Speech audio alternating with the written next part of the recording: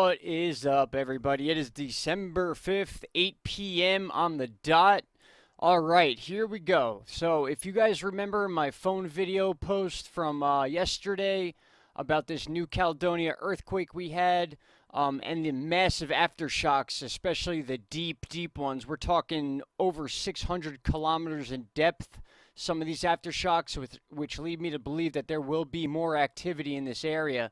But check this out, guys. These earthquakes have caused buoys that are significantly far away from where the epicenter of this major earthquake was. And you could see one, two, three, four, and five buoys all the way down towards New Zealand that were affected by this.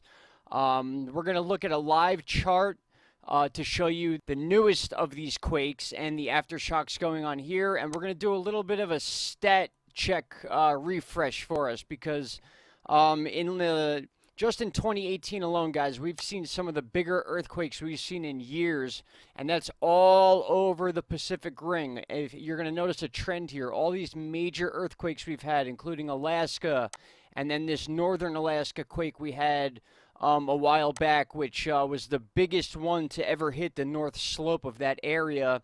And then our big massive earthquake here that caused the tsunami warnings. We're going to dig into some of these bigger quakes that we've seen in 2018, which are definitely above average, which seems to be the case every year. Every year, the average higher earthquakes in the 7s and even 8s have risen over the last couple of years. So there is a trend going on. The Pacific Ring of Fire is definitely active. So let's talk about some of these and look at what we could be possibly expecting in the near future. All right, and just a few pictures here to document the most recent of these significant earthquakes. As we were just talking about, the 7.5 that just struck near Tadine, New Caledonia, registered as a 7.5. I saw 7.8. We repeat this story over and over again. The magnitudes always change for whatever reason that may be.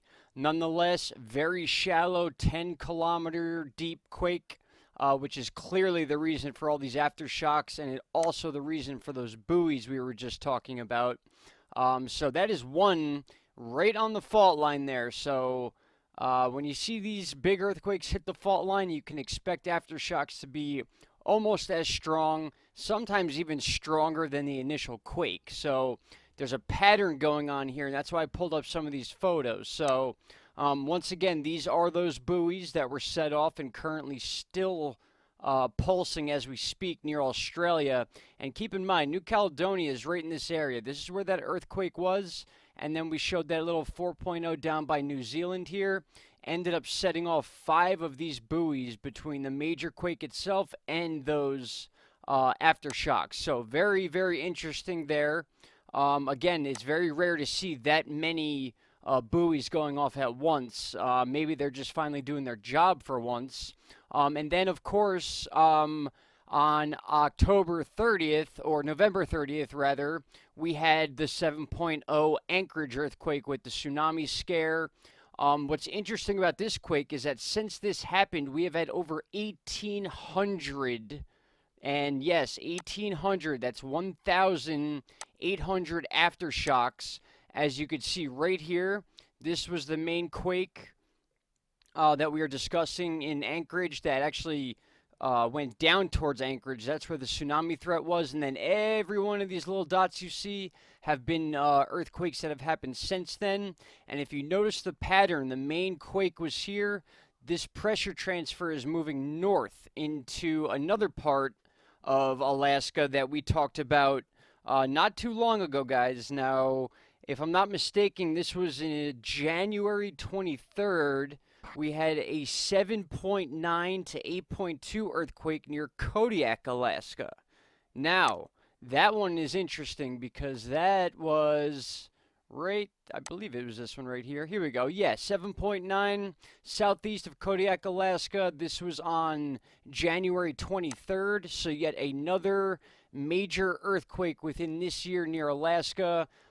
Bigger than the one we just experienced. This was out more in the ocean, closer to the U.S., which caused a scare, also had a tsunami warning with it. Obviously, the tsunami was not a threat to the U.S., but yet we are seeing a trend here. Even though it's been almost a year since this quake happened, just the fact that these major quakes are happening in these similar areas is very interesting.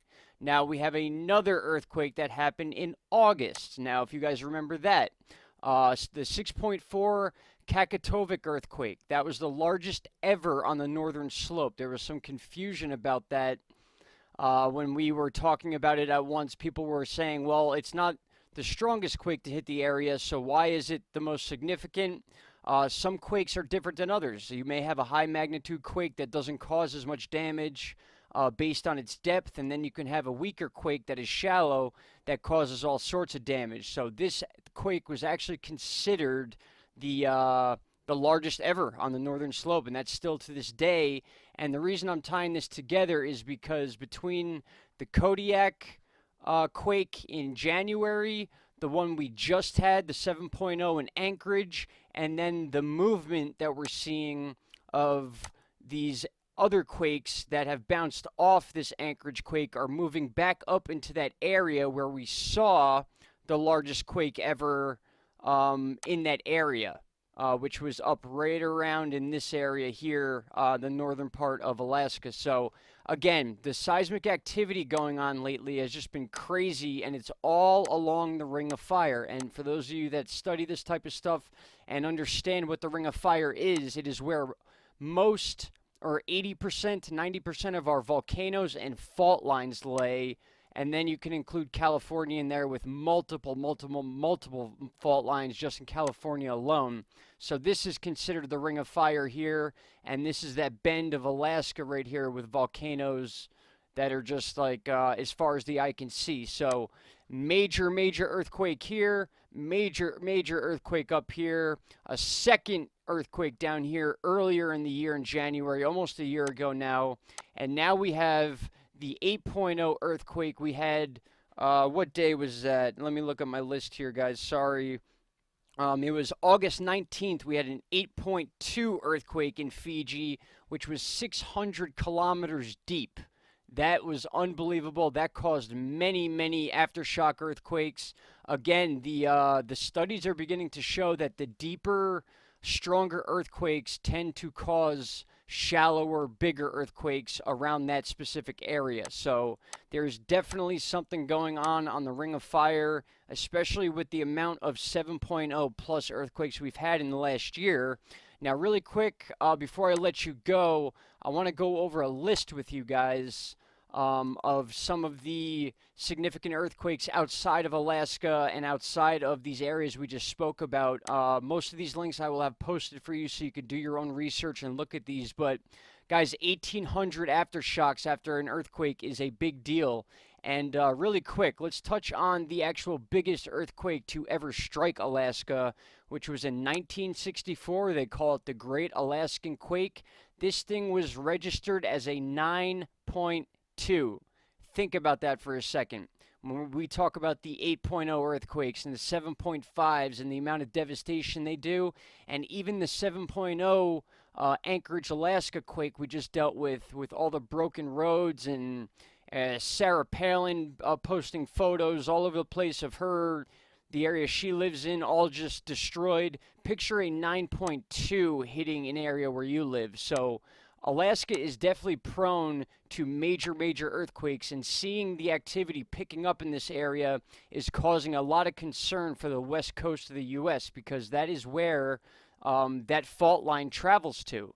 And you can see down here they include Washington, Oregon, California, as far as the tsunami threat areas when these earthquakes actually happen. So you can see here's Kodiak and there's Anchorage. So we had the major Kodiak earthquake down in this area in January. Then just recently, the big one in Anchorage that caused the tsunami scare with major damage. Still looking for people in this area and assessing the damage. And then we had the Kodiak, or not Kodiak, the, what was the name of it? I'm getting all these names mixed up now, but here we go. The Kakatovic earthquake, which was right where this star is here. again, considered the largest ever on the northern slope. So, again, the whole point here, guys, is there is definitely a trend going on. We are dealing with a lot of strong earthquakes, and just alone, I pulled up this list in 2018. So I went through this list. I picked out every earthquake that was 7.0 and higher in the last year, going all the way down to our most recent ones, which was this one right here. Oh, I'm sorry, wrong side of the list. We got to go up to see the newest. Here we go. So the newest aftershock since that New Caledonia earthquake was a 6.6. That's an aftershock more times than none. These are just major quakes on their own. So to see a 6.6 aftershock, very significant. That was directly affected by the original 7.5 New Caledonia earthquake that we reported on yesterday. And then literally 4 days before that, we had a 6.3 in Indonesia. And then, as I said, I went down the list and I just picked out all the 7.0 pluses so we could see the Anchorage, Alaska 7.0 here. And then just reading down this list really quick, I have them written down, so just bear with me here as I don't really move anything on the screen. January 10th, 7.5 quake in Honduras. January 14th, 7.1 in Peru.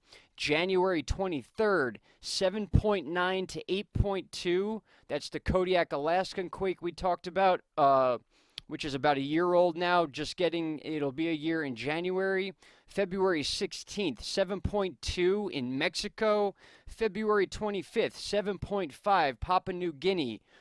We talked about that a lot because there was one in February and then another 7.0 in March, both fairly shallow, between 25 and 30 kilometers deep. And then we moved into the month of May. We had a 7.2 in Hawaii. And then we dealt with Kilauea exploding over and over again. August 5th, as we moved into the summer, 7.0 in Indonesia. Pretty common, as we saw multiple 7.0s going forward after that. August 12th, the 7.4. That was the Kakatovic, Alaska quake that ended up being the largest in the North Slope. August 19th, 8.2 earthquake in Fiji, 600 kilometers deep. Very, very rare quake there. August 21st, 7.3 in Venezuela, 146 kilometers deep. August 24th, 3 days later, 7.4 in Peru. And then August 29th, about 6 or 5 days later, 7.1 in New Caledonia. September 6th, the month after, another big quake in Fiji, 7.9, registered as a 7.2. They dropped it to a 7.9. That was also 770 kilometers deep, very rare. September 28th, 7.5 quake in Indonesia. October 10th, 7.1 in Papua New Guinea. November 30th, Anchorage, Alaska, 7.0.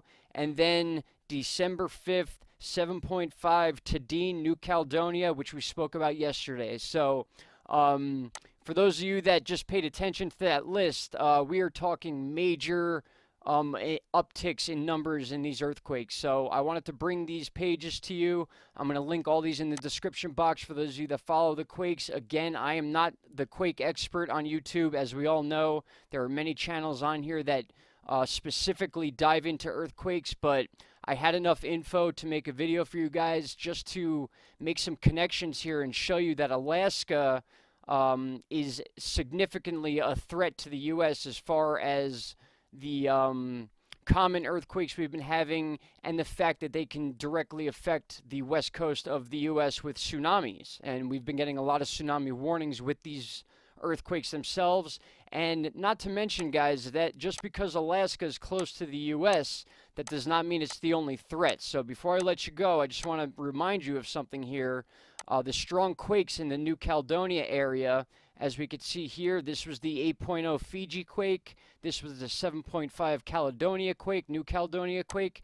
Any of these can cause a tsunami that can easily travel across the entire Pacific Ocean, passing by Hawaii, and then boom, we are right in line for that as well. So we have a dual threat coming from Alaska and also coming from basically the southwest Pacific Ocean, New Caledonia, west coast of, oh my God, Australia. Sorry, guys, I'm all over the place here.